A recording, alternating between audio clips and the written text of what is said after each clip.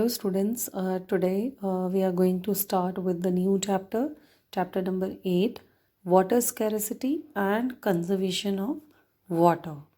So water scarcity, first you understand the meaning of the chapter. Water scarcity means pani ki kami, okay, and conservation of water means how we can conserve, हम कैसे पानी को बचा सकते हैं. Okay, so we have already learned this thing that water is very important for our life and we cannot live without water. And even we can live without food for some days, but can't live without water for long time. So as you all know that Earth is known as a blue planet, है ना, blue planet कहते हैं अर्थ को हम, because 3/4 of its surface is covered with water. Most of this water exists in the oceans and the ocean water is salty and cannot be used for our daily needs. वो बहुत ही ज़्यादा उस water में minerals होते हैं और इसलिए वो बहुत सॉल्टी होता है और इसलिए हम उसको डेली लाइफ में अपनी यूज़ नहीं कर पाते हैं. तो जो फ्रेश वाटर है that exist only in reverse, streams, lakes, glaciers, icebergs and can be used for our daily needs. So this means that the amount of water available for our survival is very limited. बहुत कम पानी है जो हम use कर पाते हैं. Only 3% water जो कि इन सारी जितने भी अभी सोर्सेज मैंने बताए इनमें आपको मिल पाता है और वो भी ड्यू टू ह्यूमन एक्टिविटीज़ वो भी बहुत ज़्यादा पोल्यूट हो रहा है.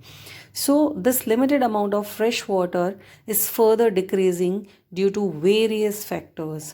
So that's why there is a scarcity of water, pure water or potable water, water which is fit for drinking, उसकी कमी है. So there are so many factors for shortage of water or scarcity of water. So पहला factor जो इसमें है वो है population.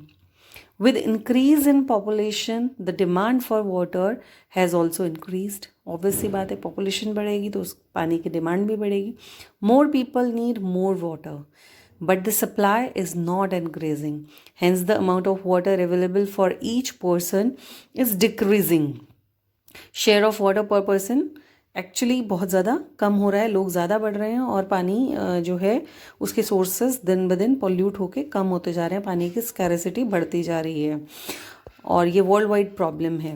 ठीक है, उसके बाद है क्योंकि पूरा जो it's not our country only, the whole world is suffering from this problem, scarcity of water. And the second reason is deforestation. As you people know that rain and snow, they are the main natural sources of water. However, the amount of rainfall and snowfall is decreasing due to the change in the climate. है ना, climate में change आ रहा है, pollution भी बहुत बड़ा reason है, deforestation, पेड़ कट रहे हैं तो ऑब्वियस सी बात है रेन पे उसका बहुत ज़्यादा इफेक्ट पड़ता है. तो these changes are caused by various undesirable human activities and deforestation is one of them. Which means deforestation का मतलब क्या है कि बहुत सारे पेड़ों को जंगल से काट देना. इन सच एक्टिविटीज़, इस तरह की जो एक्टिविटीज़ हैं इसको हम बोलते हैं डिफॉरेस्टेशन. और डिफॉरेस्टेशन से जब बहुत ज़्यादा पेड़ों का आपका नुकसान हो जाता है तो उसके बाद बारिश पे वहाँ पे बहुत ज़्यादा फ़र्क पड़ता है. और ये डिफॉरेस्टेशन होती किस लिए है, इसके बहुत सारे पर्पस हैं. जैसे आपने कोई फैक्ट्री किसी ने लगानी है, कोई आपका कंस्ट्रक्शन, रोड कंस्ट्रक्शन का काम चल रहा है ना. और सबसे बड़ा रीज़न ये है कि जो आपके जैसे नंबर ऑफ़ ट्रीज़ जो प्लांट करने हैं वो बहुत ज़्यादा, प्लांटेशन वाली एक्टिविटीज़ बहुत कम है. जैसे इस पिक्चर में यहाँ पे प्लांटिंग चल रही है तो ये कम है और कटिंग वर्क जो है, फॉरेस्ट को काटा बहुत ज़्यादा जा रहा है.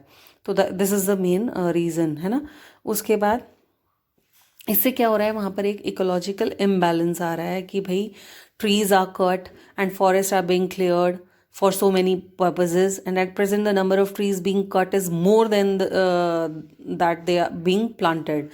So this decrease in the number of trees result in the decrease in rainfall, and strict steps should be taken to prevent deforestation. More and more trees need to be planted to maintain the balance in nature. Then the third is most important reason, setting up of factories, industrialization, है ना.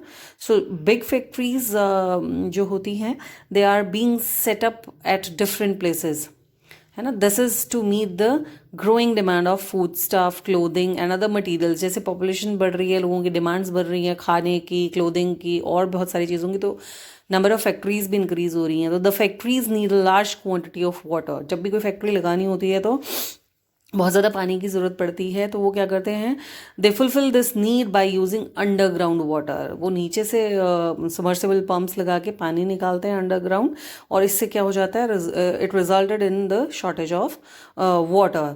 And उनके establishment के लिए उनको बहुत ज़्यादा quantity में पानी चाहिए होता है, और वो अंडरग्राउंड वाटर को यूज़ करते हैं. And underground water does not get filled to the extent that is it is being used. मतलब कि अंडरग्राउंड पानी बहुत ज़्यादा यूज़ हो जाता है, इतना वो रीफिल नहीं हो पाता. क्यों?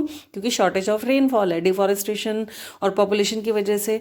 डिफॉरेस्टेशन मेन रीजन है, उसकी वजह से रेनफॉल पहले ही कम है. तो due to the shortage of rainfall, underground water does not get filled up again as much as it is used.